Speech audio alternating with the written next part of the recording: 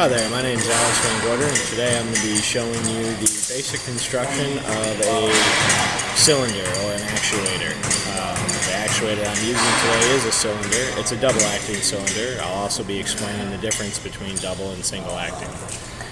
So first of all, we have a cylinder in its entirety. I have it disassembled here. You have the barrel, which houses the piston and piston rod. Then you have your piston rod cap, which the rod actually travels through. In here you can see there is a dust seal here on the outside, and then if you look here on the inside, you can also see the white ring there. That is the wiper ring, which keeps the oil inside and lubricates the shaft as it moves in and out. In your end cap, you have a O-ring and a backup ring. This is when the pressure is applied to it, it gives the O-ring something to seal against.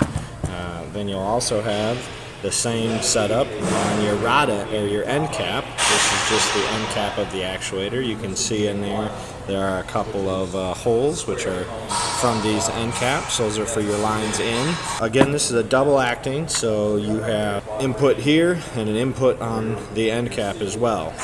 Now what a double acting will do is fluid comes in here, it'll push the piston one way, and then you'll push fluid through the other way to push it back. That's double acting. Single acting would just be you only had the end cap would have one fitting, fluid pushes it up, gravity and weight would pull it back.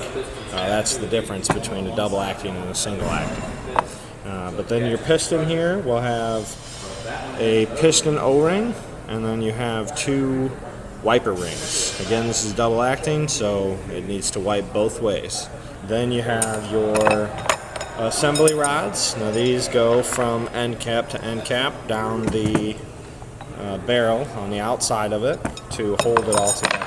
And there's also an O-ring here on the end of the piston rod, which rests in this little groove. That would stop fluid from traveling through the piston itself along the rod.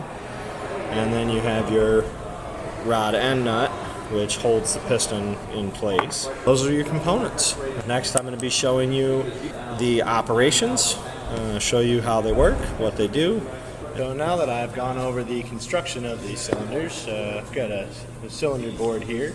Now these are all linear motion. The difference between linear motion and angular motion is linear motion, the cylinder itself is situated in a stable environment where the rod is the only part that moves.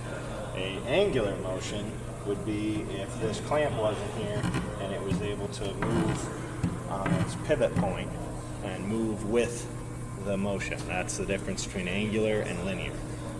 Now the next one is the process of using fluid and turning it into mechanical energy. Okay, so we have a pump which on this particular board is represented by the airline, so the compressor. And then the pump creates flow of the fluid, and the restriction creates the load of the fluid or the pressure. So you have your fluid, in this case it's air, coming in. It goes into a cylinder, and this is only a 3/8 line. And this is a 2-inch cylinder. Okay, so you're using a simple mechanical advantage of using pressure, which according to the laws of hydraulics, if I put 10 pounds of pressure on the system, I'm going to get 10 pounds of pressure everywhere in the system. So by multiplying that, I put my 10 pounds of pressure up against a 2-inch circle instead of a 3/8 circle, and my working pressure goes way up. So that's how you get the power out of it. Now to explain the operation, like I said, you have your pump, you have a flow control or regulator. This is an air system, so this is a regulator. Then you have your valve body, which is your control, and then you have your actuators, which is your work. So we hook our pump up. You can see that's here on